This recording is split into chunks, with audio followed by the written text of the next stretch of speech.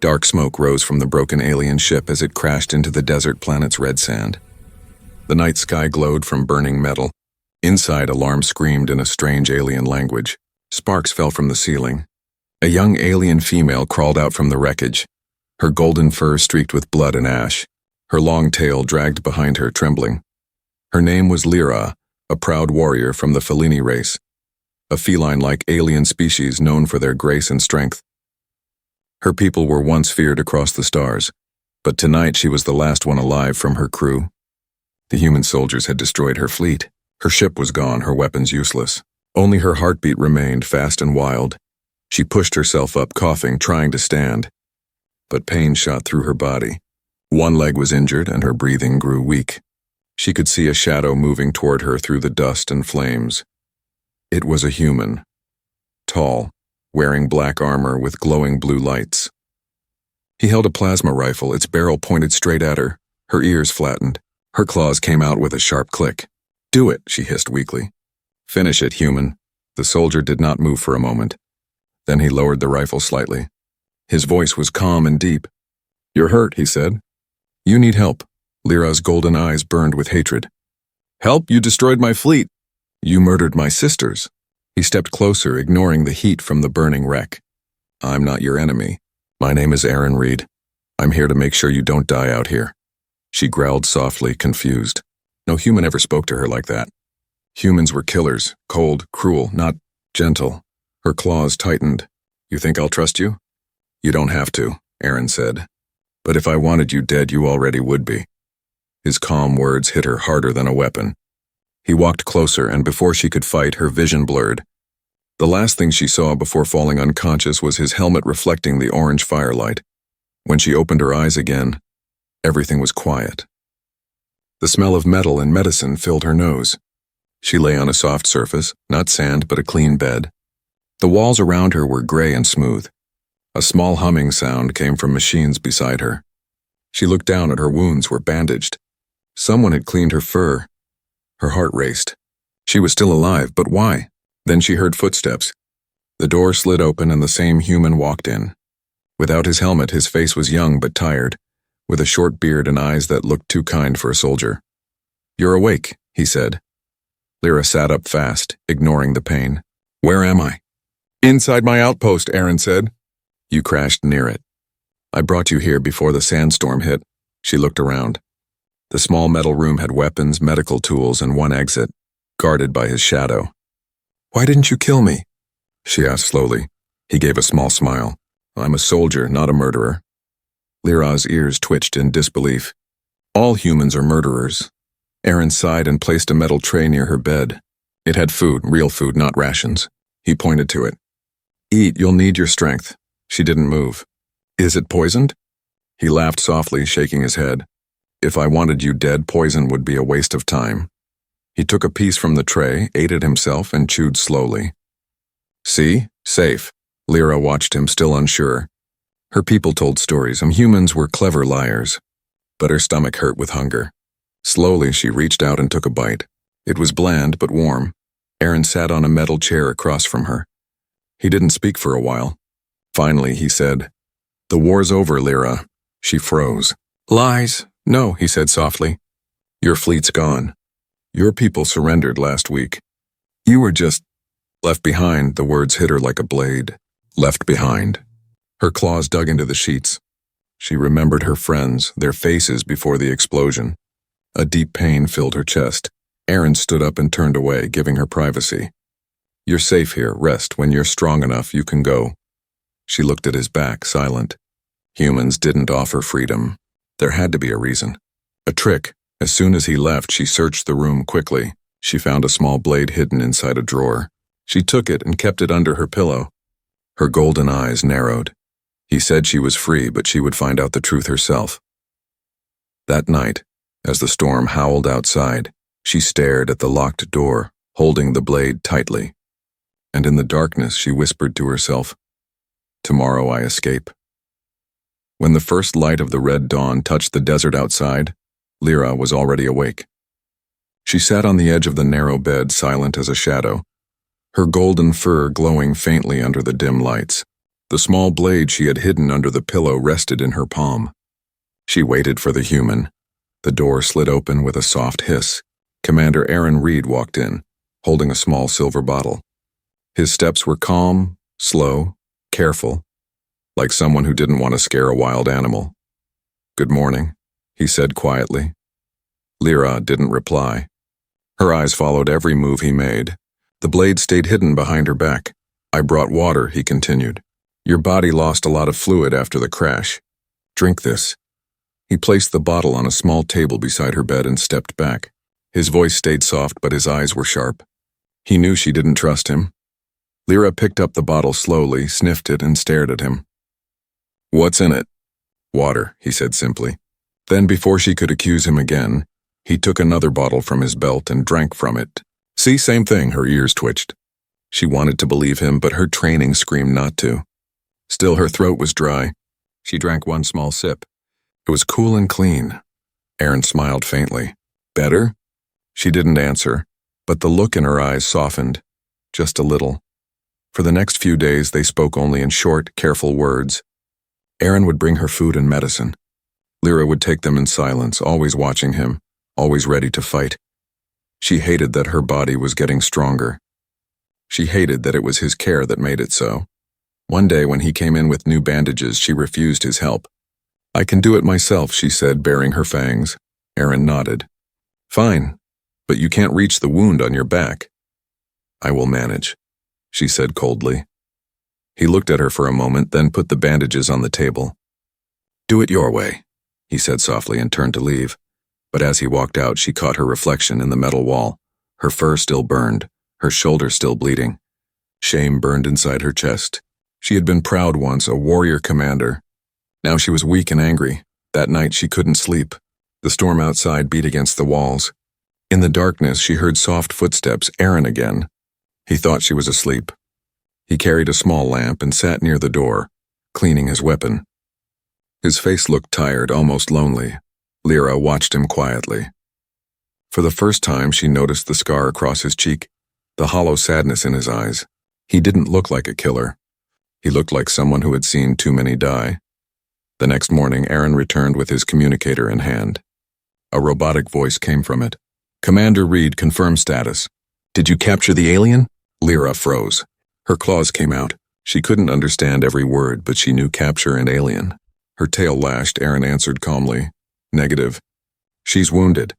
Needs time to recover." "Understood," the voice replied. "Do not let her escape. We need her alive." Then the signal ended. Lyra's heart pounded. She understood alive. Her breath grew sharp. So that was it. He wanted her alive, and for their experiments. For their science. Aaron turned and saw the rage in her eyes. "You heard that, didn't you?" "You liar," she hissed, standing tall now, claws out. "You said I was free." Aaron raised his hands slowly. "Listen to me.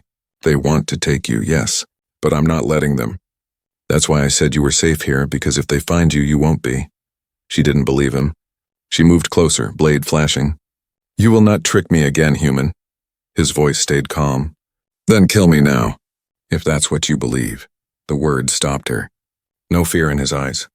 Just sadness again. Her hand trembled. She could feel his heartbeat close. He didn't move, didn't reach for his weapon. Something inside her broke. A tiny piece of anger falling away. She lowered the blade an inch. "You're a fool," she whispered. "Maybe," he said, "but a fool who doesn't kill the wounded." Later that day, when he brought her new bandages again, she didn't push his hand away. He worked quietly, gently. His touch was careful, never rough. For the first time, she let herself breathe near him without fear. But as night came, her eyes went to the communicator sitting on the table. It flashed a small red light, meaning someone was listening, maybe even watching. And Lyra decided then, if Aaron truly meant to protect her, she would find out. But if he lied again, she would make sure the next time he saw her claws, it would be the last thing he ever saw. The metal walls of the outpost hummed quietly through the long night. Every few seconds, a red light blinked on the communicator, a silent reminder that someone out there was watching. Lyra's golden eyes never left it. She sat still on her bed, pretending to rest, but her heart beat fast and hard. She waited until the lights in the hall dimmed, and the sound of Aaron's boots faded. Then, with slow and silent movements, she slipped out of bed. Her wounds still hurt, but anger and fear gave her strength. The blade she had hidden under her pillow shone faintly in the dark. She tied it to her thigh, wrapped a blanket around her shoulders, and opened the door just wide enough to slip through. The corridor outside was cold and empty. A thin fog of dust drifted in the low lights. She moved like a shadow, her tail silent behind her, her ears turning with every sound. She had one goal: escape. Lyra moved through the hallway and found a control room. The screens showed desert outside, endless red sand and dark rocks. Far away, lightning flashed in the storm clouds. She searched the shelves and found a small plasma pistol. The weight of it in her hand felt like home. A voice came from behind her. "Planning to shoot me or just take a souvenir?" Lyra spun around, gun raised. Aaron stood at the doorway, hands empty. His face was calm but tired, like he expected this. "You lied," she said, her tail lashing. "Your people want me alive." "For what? Experiments? A trophy?" Aaron shook his head. "You don't understand." "I understand enough," she snapped. "You bring me food, you heal my wounds, Badin, but you never tell me why." He stepped closer. "Because if I told you, you'd run into the desert and die. The sand out there burns at night. You wouldn't last an hour. I would rather die free than live as your prisoner," she hissed. Aaron looked straight into her eyes. "Then shoot me. If that's what you believe, pull the trigger." His voice was steady. He didn't move. He didn't even raise his arms to protect himself. Lyra's finger tightened on the trigger. She could end it, the lies, the fear, everything. But something inside her stopped her hand. She remembered the night he sat near her bed, guarding her from the storm. The way he spoke softly, like she was more than just an enemy. Her arm trembled. "Why don't you fight?" "Because I'm tired of fighting," Aaron said. "Tired of war? Tired of seeing good people die?" For a heartbeat, the world went silent. Only the soft hum of machines filled the air. Then, before either could speak again, the outpost shook violently. An alarm screamed. Red lights flashed across the walls. Aaron grabbed her arm. "Raiders, what?" she shouted. "They followed your ship's signal," he said quickly. "They're here, your kind, but not here to save you." The ground rumbled again. The sound of plasma fire echoed through the corridors. Lyra looked toward the exit, confused and afraid. "They're feline?" "Yes," Aaron said. "But not soldiers, scavengers. They hunt survivors. You're a target to them." Lyra's eyes widened. She remembered the stories. Deserters, pirates who killed their own kind for credits. Her heart sank. She had dreamed of finding her people again. Now they were coming to kill her. Aaron grabbed his weapon and looked at her. "You can hate me later. Right now, if you want to live, help me." She hesitated, then nodded. "Fine, but when this is over, I decide what happens next." "Deal," he said. The doors burst open. 3 alien raiders stormed in, half covered in armor, their eyes glowing red. They spoke in Lyra's language, snarling. "Traitor." "You ran from battle." Aaron fired first. 1 raider fell. The others shot back. Lyra dove behind a console, her heart pounding. For a moment she froze, caught between 2 worlds. Then her warrior instinct woke up. She rolled out from cover and fired. Her plasma bolt hit 1 raider in the chest. The last one charged at Aaron with a blade. "No," she shouted and leapt forward. Her claws slashed across the raider's throat. The body hit the floor with a heavy thud. Silence followed. The air smelled of smoke and blood. Aaron lowered his weapon and looked at her. "You saved my life," she panted, chest heaving. "Don't thank me. I did it for myself." Still, her voice trembled. She had fought beside a human, against her own kind. The walls cracked from another explosion. Aaron glanced toward the exit. "There are more coming. We need to leave." Lyra looked down at the fallen raiders. One of them had a strange metal device and a tracker. It blinked with a red light. "They'll keep coming," she said softly. "Until one of us is dead," Aaron nodded grimly. "Then let's make sure it's not us." They ran into the storm together, human and alien, both wounded, both hunted. The desert roared like a living beast around them, and for the first time, Lyra realized the truth. The man she thought would kill her was now the only reason she was still alive. The wind howled like a living creature as Aaron and Lyra ran across the red desert. The burning clouds above flashed with blue lightning. Sand whipped their faces, sharp as glass. Behind them, plasma bolts exploded in the darkness. "Keep moving," Aaron shouted over the storm. Lyra stumbled, her wounded leg slowing her down. She growled, angry at her weakness. Aaron turned back, caught her arm, and pulled her along. "This way. The canyon. It'll give us cover." They reached a deep crack in the desert, a narrow canyon with walls of black stone. The air smelled of smoke and metal. Aaron guided her behind a large rock, then checked his weapon. "They're close," he said. Lyra's golden eyes glowed faintly in the dark. "They're hunting me. You should leave." He shook his head. "Not a chance." Before she could argue, the sound of engines echoed from above. A small raider ship hovered low, scanning the sand with bright blue lights. Lyra's fur rose. She whispered, "They won't stop until I'm dead." Aaron looked up at her, his jaw tight. "Then we fight." The raider ship landed nearby. Its doors opened and more of her kind stepped out, armored feline with glowing red eyes and sharp weapons. Their leader, a tall female with silver fur, called out in their language, Lyra of the fallen fleet. "You broke the code. You sided with the enemy." Lyra stepped from behind the rock, her plasma pistol shaking in her hand. "You call me traitor," she shouted back, "but you serve death. You kill our own." The silver-furred leader hissed, "You're already dead to us." She raised her blaster. Aaron fired first. A flash of blue light cut through the air, hitting one raider square in the chest. The desert exploded into chaos. Plasma fire lit up the canyon walls. Lyra dived to the ground, rolled, and returned fire. Her heart raced. Not just from battle, but from the strange feeling of fighting with a human instead of against one. Their movements almost matched. When she moved left, Aaron covered her right. When she reloaded, he gave cover fire. For a moment, it felt like they had fought together forever. Then a blast hit the rock near them, throwing sand everywhere. Aaron fell, clutching his side. Blood soaked his armor. "Aaron!" she shouted, crawling toward him. "I'm fine," he grunted, trying to sit up. Just a scratch, but it wasn't just a scratch. His blood was dark and heavy. Lyra grabbed his arm and pulled him behind cover. "Stay down." He gave a weak smile. "Bossy for a cat." She glared at him, then turned her gun on the raiders. "You humans talk too much." Her aim was sharp. Every shot found its mark. One by one, the raiders fell. The last one, on the silver-furred leader, charged at her with a blade. Lyra blocked it with her claws. Sparks flew. The two feline warriors fought fiercely, their movements fast and deadly. "You betrayed your kind for a human," the leader screamed. "I saved my own soul," Lyra growled and kicked her back. The leader lunged again, but Lyra was faster. She slashed across her enemy's armor, sending her crashing to the ground. The leader gasped, "You will regret this." Lyra's eyes softened. "No, I already have." Then she fired one last shot. Silence fell. The wind grew quiet. The raider's ship burned in the distance. Smoke curled up into the dark sky.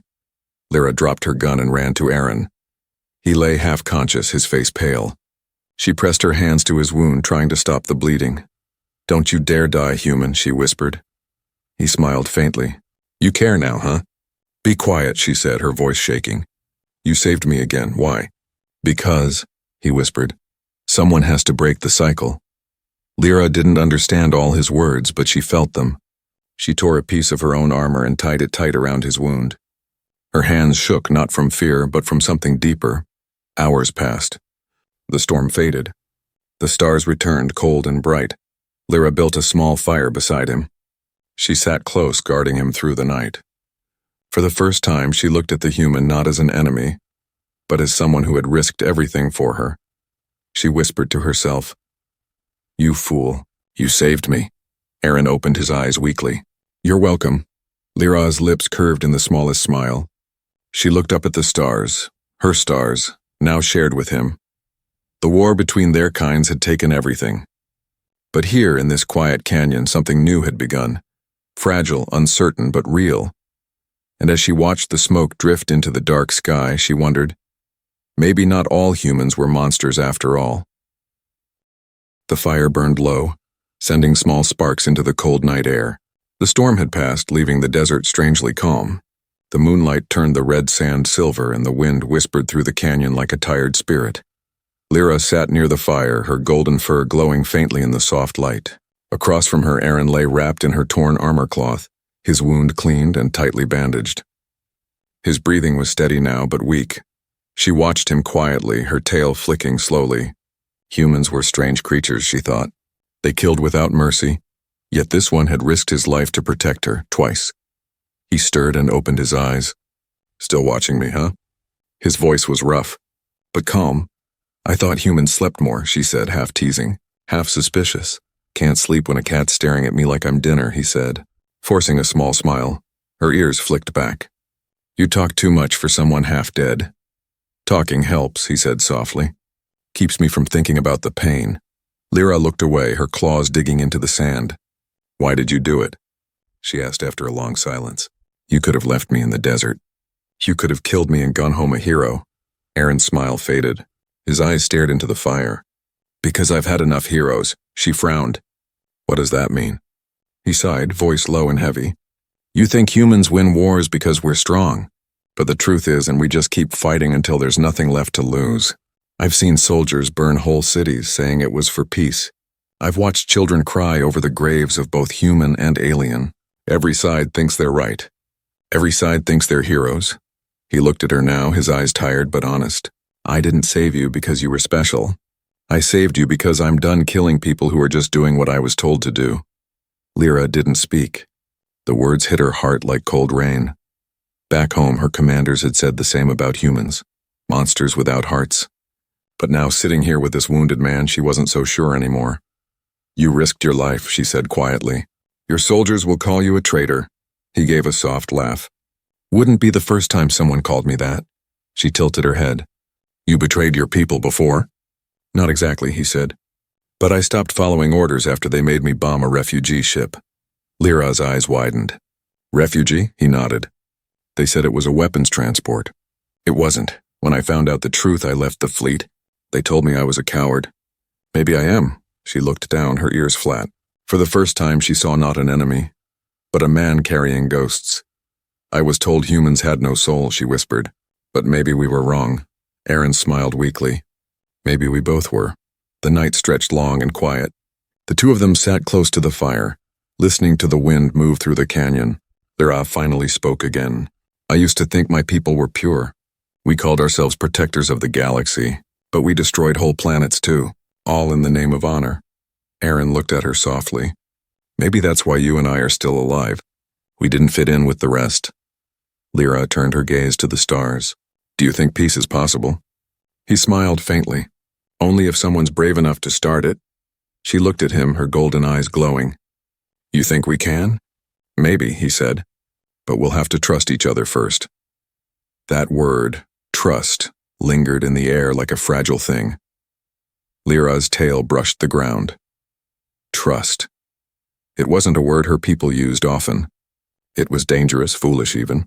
But when she looked at him, weak, bleeding but still trying to protect her, she felt something strange inside her chest. Later, when Aaron finally fell asleep, Lyra stayed awake. She moved closer, sitting beside him, and studied his face in the firelight. Without the armor, he looked human in a way she didn't expect. Tired, scarred, but peaceful. Her hand reached out without thinking. She touched the side of his face gently, tracing the small scar on his cheek. He stirred slightly but didn't wake. She whispered softly in her own language, "You are a strange creature, human. You fight with kindness." Then she lay beside the fire, her eyes closing slowly. For the first time since the war began, she didn't dream of blood or fear.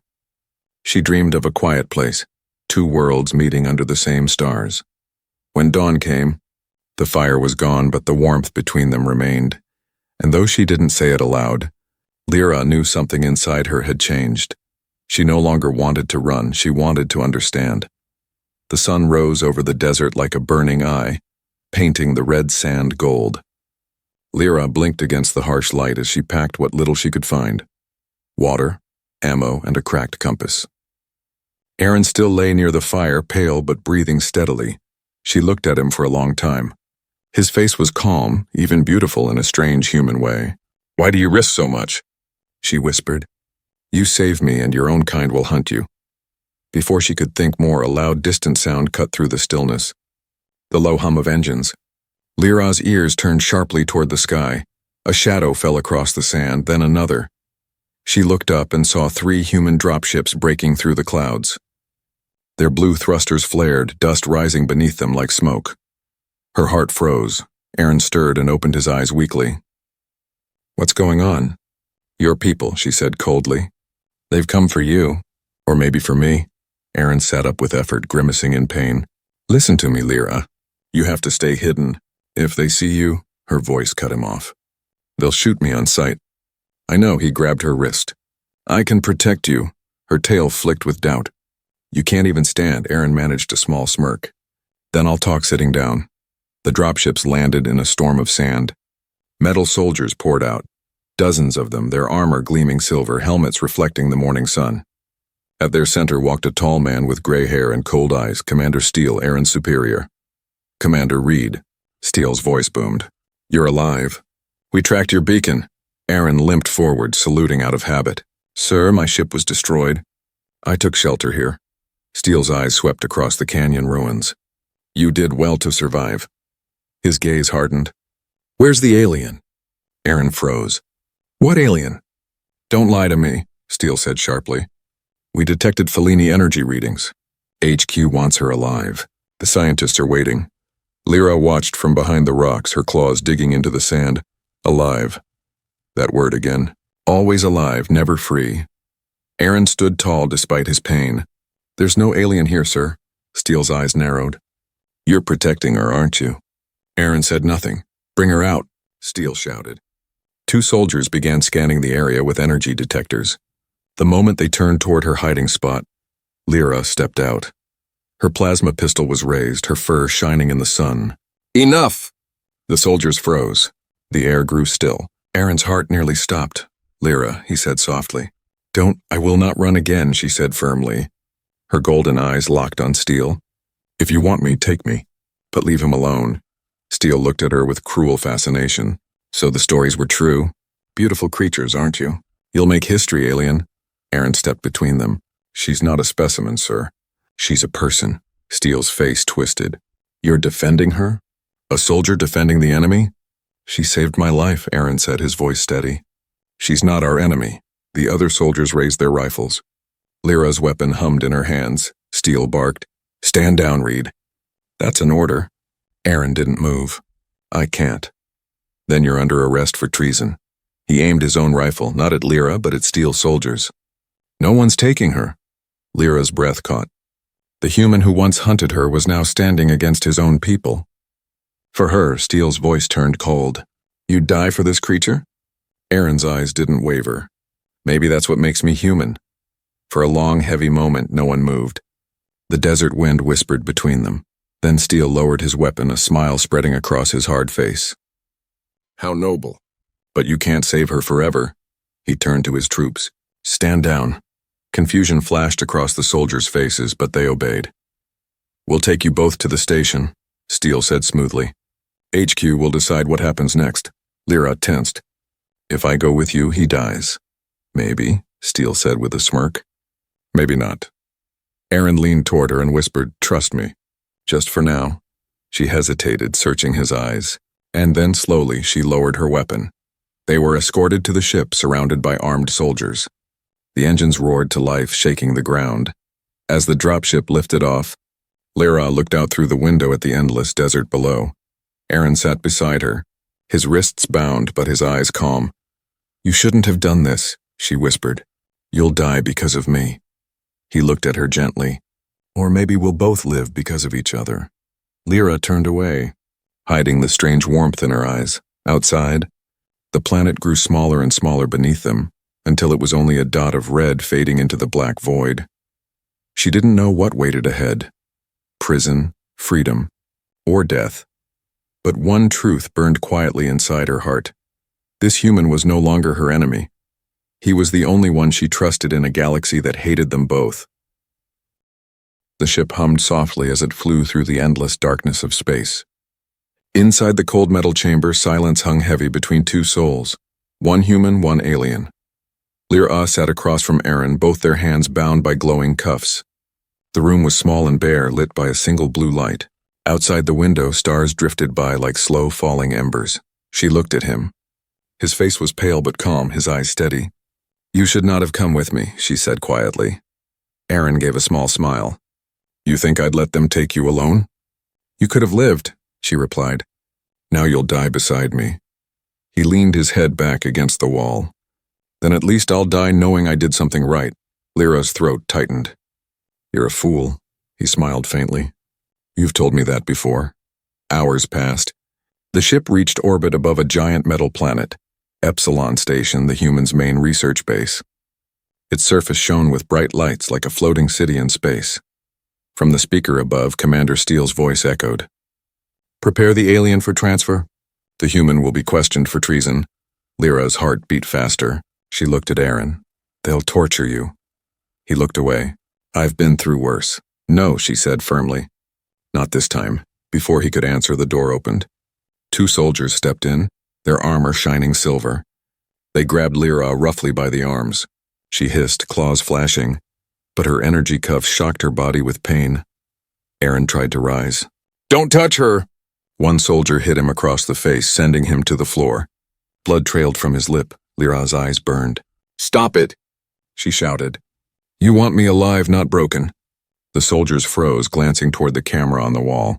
Steele's voice came again, cold and amused. "Bring them both to the lab. The scientists will decide who lives longer." They were dragged through long corridors of glass and metal. Everywhere, Lyra saw strange machines and glowing tubes filled with alien remains. Her stomach turned. This was not a research base, it was a graveyard. When they reached the lab, she saw a tall figure in a white coat waiting, Dr. Voss, the head scientist. His eyes shone with excitement. "Remarkable specimen," he said, circling her like a hunter admiring his prize. "A living feline female. Do you know how rare you are?" Lyra glared at him. "Do you know how much I hate you?" Voss smiled thinly. "Hate is natural. It means your brain still functions. Excellent." Aaron, still weak but defiant, shouted, "You're not experimenting on her." Voss ignored him. "Take the human to Interrogation Bay 3.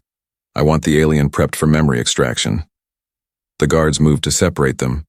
Lyra fought back, kicking and clawing, but the shock cuffs hit her again, electricity burning through her veins. She fell to her knees, gasping. Aaron shouted her name. "Lyra!" She looked up at him, her vision blurry, her heart breaking.